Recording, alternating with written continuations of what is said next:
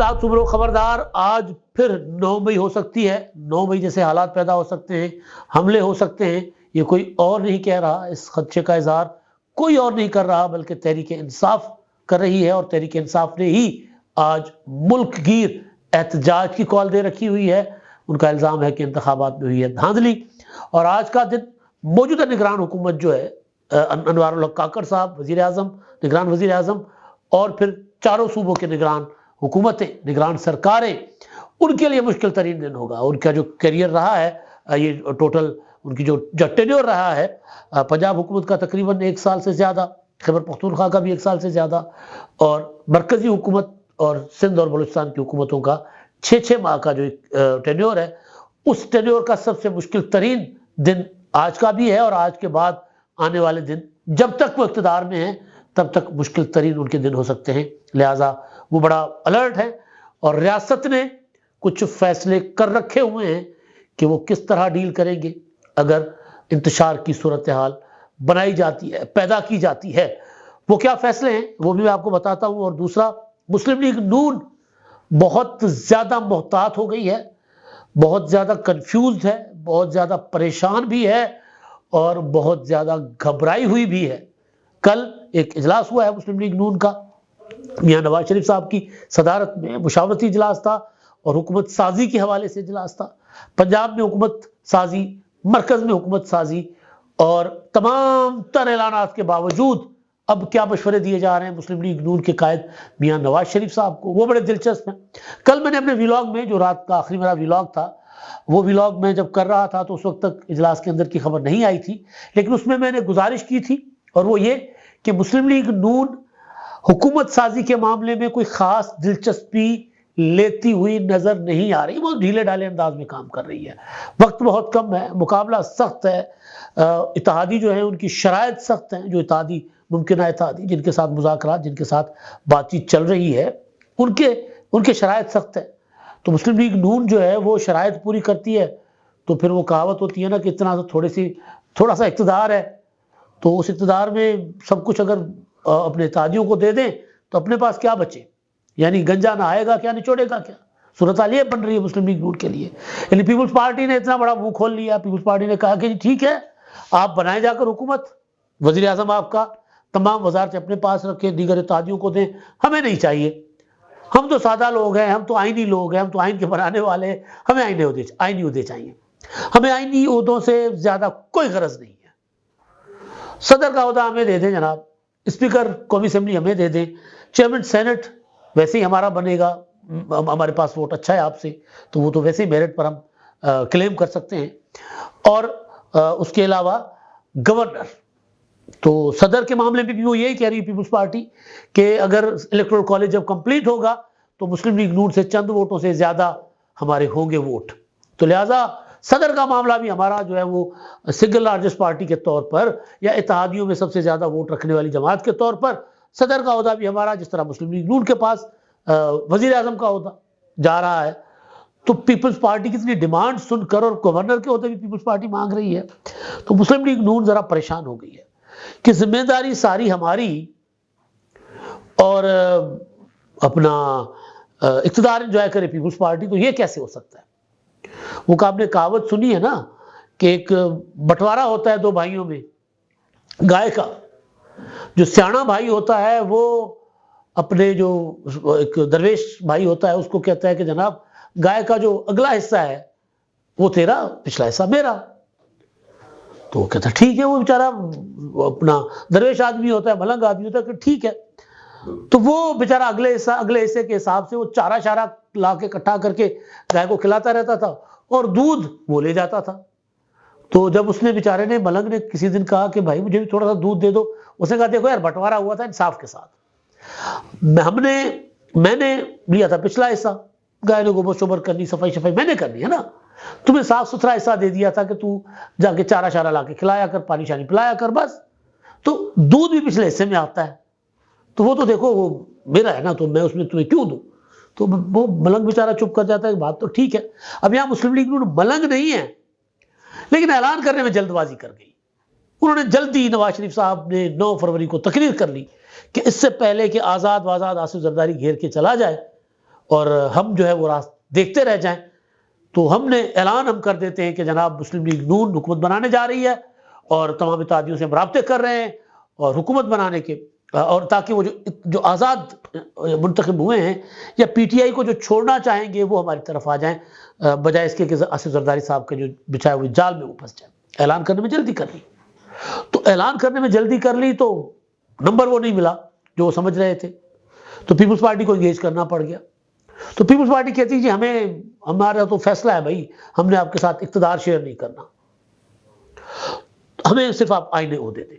تو اب کل کا جو اجلاس ہے وہ وکٹری اسپیچ کے پچھتاوے کا اظہار تھا، اس میں مسلم لیگ نون کا جو میڈیا رپورٹ کر رہا ہے، جو سورسز باتیں بتا رہے ہیں کہ اجلاس کے اندر یہ کہا گیا، کل کیا تاریخ تھی؟ 16 تاریخ، 8 تاریخ کو انتخابات ہوتے ہیں، 9 تاریخ کو وکٹری اسپیچ ہوتی ہے، اور 16 تاریخ کو آ کر، اور اس دوران پاور شیئرنگ فارمولا پر پیپلز پارٹی کے ساتھ چند میٹنگیں بھی ہو جاتی ہیں، مولانا فضل الرحمان صاحب کے پاس بھی جاتے ہیں مسلم لیگ نون کے دوست، ایم کیو والوں کو بھی انگیج کرتے ہیں، ان کو بھی راضی کر لیتے ہیں۔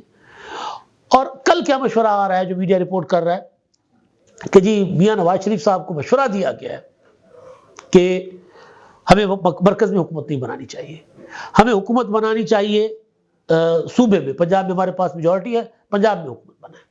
اب یہ خبر کیوں آتی ہے باہر، یہ بھی بڑا، اور یہ مشورہ کیوں دیا جاتا ہے؟ وہ اس لیے کہ بھائی جن سے ہماری بات ہوئی تھی، جنرل ساڈی گل ہوئی سی، وہ اگر پیپلز پارٹی کو مجبور نہ کریں تو پھر ہمارے لیے مسئلہ بن جائے گا، تو لہذا پیپلز پارٹی کو مجبور کریں، ان کو ہم میسج دے رہے ہیں کہ جی ہم حکومت نہیں بنا رہے بھائی، یہ آصف زرداری صاحب اپنے حصے سے بہت زیادہ مانگ رہے ہیں، یہ تو سارا کچھ ہم ان کو دے دیں گے، ہمارے پاس بچے گا کیا؟ تو وہ اب ان کو کہہ رہے ہیں، مسلم لیگ نون والے ان کو جنہاں گل ہوئی سی کہ آپ آصف زرداری صاحب کے ساتھ ڈیل کریں، بھائی ہم سے ڈیل نہیں ہو رہی، ہم یہ سارا کچھ نہیں دے سکتے۔ اور یہ اجلاس، وہ جو رابطہ کمیٹی تھی مسلم لیگ نون کی جس نے پیپلز پارٹی کے ساتھ انگیج کیا تھا، اس رابطہ کمیٹی کی بریفنگ کے بعد یہ ساری صورتحال سامنے آ رہی ہے کہ موجے پیپلز پارٹی کی ذمہ داری ہماری، سندھی میں کہتے ہیں لٹھو کھائے بھولڑو، کھٹو کھائے فقیر، تو بھائی تو ہم کیوں مطلب حکومت بنائیں پھر؟ تو مسلم لیگ نون کے اندر یہ جو تجویز آئی ہے، اس تجویز کو بارگیننگ چپ کے طور پر استعمال کیا جائے گا کہ یار آصف زرداری کو آپ سمجھا دیں بھائی، ہماری یہ بات نہیں مان رہے۔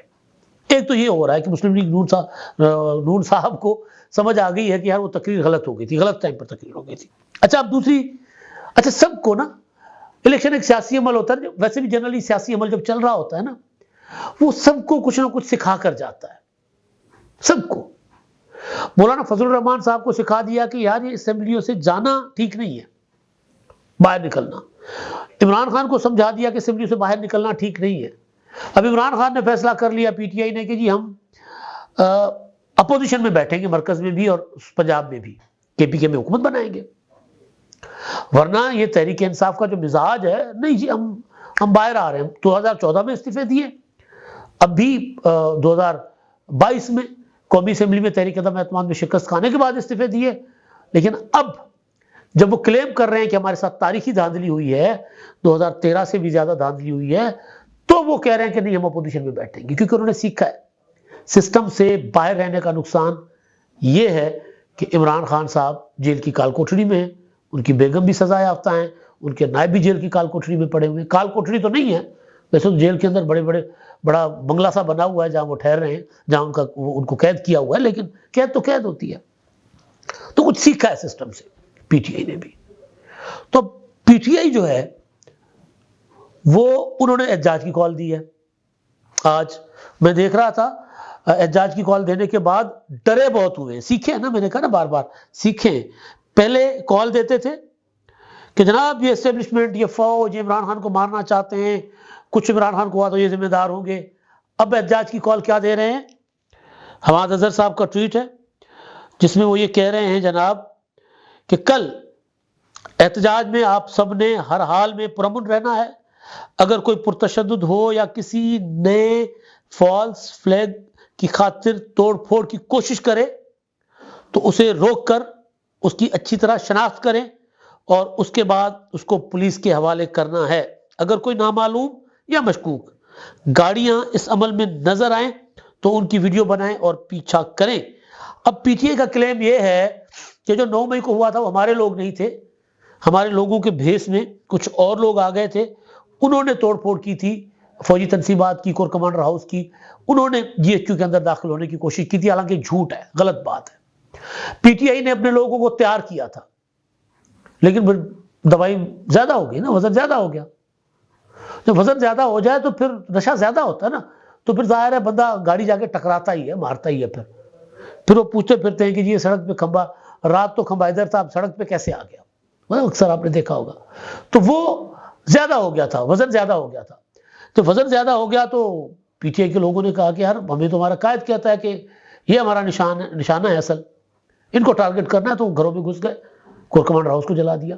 تو اس کو پھر فالس فلیگ آپریشن کا نام دے کر بچنے کی کوشش کی عمران خان صاحب نے، مگر اب پی ٹی آئی محتاط ہے، سبق سیکھی ہے پی ٹی آئی۔ اب وہ یہ کہہ رہے ہیں کہ اپنے لوگوں کو کہہ رہے ہیں کہ دیکھیں گڑبڑ نہیں ہونی چاہیے، کہیں گڑبڑ ہوئی تو ساڑھے نہ ہونی بڑی پیڑی، بہت برا ہونا ہے ہمارے ساتھ، لہذا کسی قسم کا کوئی احتجاج جو ہے وہ ہو تو اس میں جو لوگ کوئی گڑبڑ کرنے والے آپ کو نظر آئیں تو ان کی ویڈیوز بنائیں، ان کی شناخت کریں اور ان کو پولیس کے حوالے کریں۔ بہت اچھی اسٹریٹجی ہے۔ ایک پولیٹیکل پارٹی کو پرامن احتجاج کرنا چاہیے، اپنے کارکنوں کو کہنا چاہیے کہ پرامن رہیں۔ ماضی میں عمران خان صاحب پرامن رہنے کی بات نہیں کرتے تھے، وہ پرتشدد ہونے والے لوگوں کو کہتے تھے دیکھیں جی مجھے گرفتار اگر فوج کرے گی تو فوج کے اوپر حملے نہیں ہوں گے تو کس پر ہوں گے؟ یہ ماضی میں کہتے رہے۔ تو اب آج جو پروٹیسٹ ہے وہ پی ٹی آئی کو ڈر ہے کہ آج 9 مئی ہو سکتا ہے دوبارہ ان کے کارکن کریں گے، یا جو وہ ان کا الزام ہے کہ یا کوئی خفیہ والے آئیں گے اور ہمارے کارکنوں کو اکسا کے ان کے ساتھ کوئی ایسی حرکت سرزد نہ کروا دیں کہ ہم پھر پھنسے رہیں۔ اب ایک چیز جو پی ٹی آئی کو مسلم لیگ نون سے ممتاز کرتی ہے، الگ کرتی ہے، ممتاز سے مراد منفرد کرتی ہے، ممتاز کوئی اور چیز ہوتی ہے، منفرد کرتی ہے۔ 2018 میں مسلم لیگ نون نے الزام لگایا تھا کہ دھاندلی ہوئی ہے، نواز شریف جیل میں، مریم نواز جیل میں، بعد میں شہباز شریف جیل میں۔ مسلم لیگ نون نے بطور جماعت مسلم لیگ نون ایک لمحے کے لیے بھی احتجاج کا نہیں سوچا تھا کہ ہم نے مزاحمت کرنی ہے، ٹکر دینی ہے، نہیں سوچا تھا۔ احتجاج ہمارے ساتھ دھاندلی ہوئی، یہ ہوا وہ ہوا کر کے شور شرابہ کر کے چپ کر کے بیٹھ گئے۔ مریم نواز نے ایک بار کوشش کی، جب پہلی بار رہا ہوئی انہوں نے ریلیز نکالی، پھر گرفتار کر دی گئی، پھر خاموش کر دی گئی۔ پیچھے مسلم لیگ نون باقی خاموش تھی۔ پی ٹی آئی مسلسل ریزسٹ کر رہی ہے۔ اب الیکشن کو 8-9 دن ہوئے ہیں اور وہ سڑکوں پر آ رہے ہیں، ابھی مکمل نوٹیفیکیشن نہیں ہو رہے، وہ سڑکوں پر آ رہے ہیں، وہ اپنی اسٹریٹجی بنا چکے ہوئے ہیں۔